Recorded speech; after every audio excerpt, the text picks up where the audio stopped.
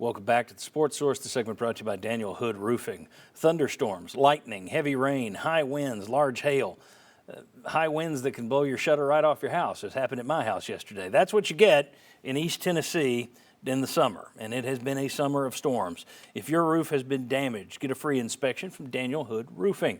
And if it turns out you need a new roof, well, they'll be the ones that battle your insurance company for you. DanielHoodRoofing.com to learn more. You're going to see tons and tons and tons of testimonials from your neighbors here all across East Tennessee.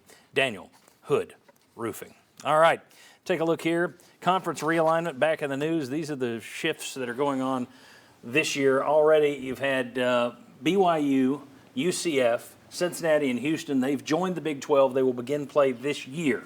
Next year, as you know, Oklahoma and Texas join the SEC. UCLA and USC, that's ridiculous, are going to be joining the Big 10. I bet that won't last. And what happened this week, Colorado decided after 13 years in the Pac-12, yeah, we're going back to the Big 12. They will move next year.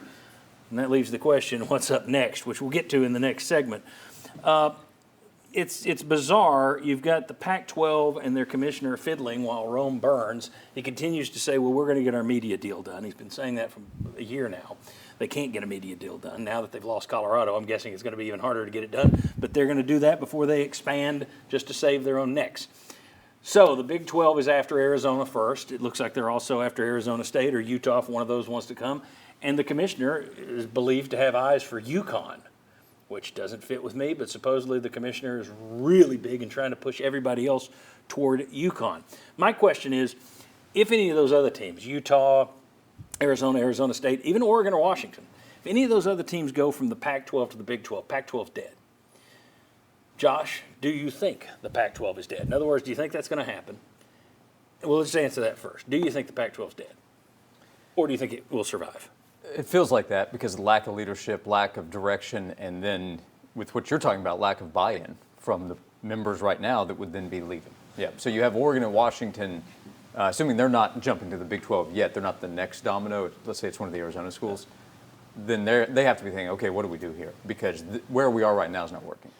If you're an SEC fan who doesn't want to fall further behind another conference that keeps adding, or who doesn't want to keep adding just for the sake of adding to keep up with the Joneses, then you're for the status quo. Doesn't that mean SEC fans should be hoping and praying that the Pac-12 somehow finds a way to keep itself together? Yeah. I think so.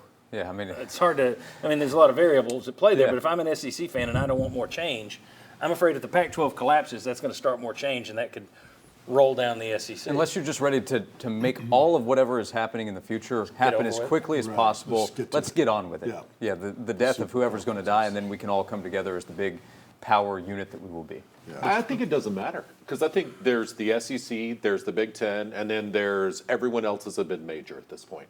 And so if the Pac-12 survives, cool. If the Big 12 survives, cool.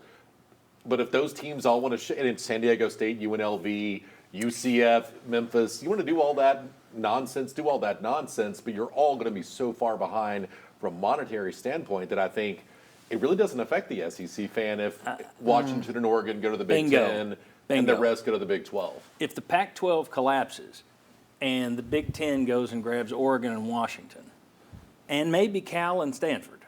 Now, USC saying they don't want anybody else from California in there, whatever. Ask Texas A&M how that worked for them not wanting Texas in the SEC. If they went and got those, then the SEC is going to be looking at it and saying, are they somehow going further ahead of us? They're already ahead of us in money. And does that then make the SEC, who can't get into the ACC right now due to the grant of rights, do they then go, well, we'll take Oklahoma State too? Do you start just adding Western teams to the mix to try and keep up? That to me is I want the Pac-12 to hold because I'm afraid if it doesn't, Big Ten's going to grow further, and the SEC, stupidly in my opinion, will probably react to that.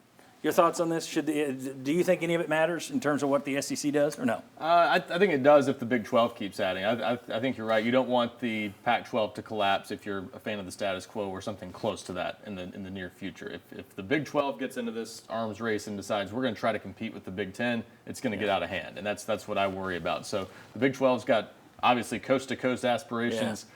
That brings chaos into it. The Big 10 and the SEC at least have sort of a footprint, even though the Big Ten is now out west too.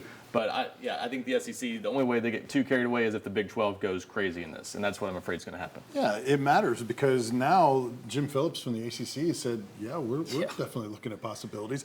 And Oregon was in that list too. So what if they want to be like we had a listener say the All Coast Conference? You know, you go out west. Of course, it matters.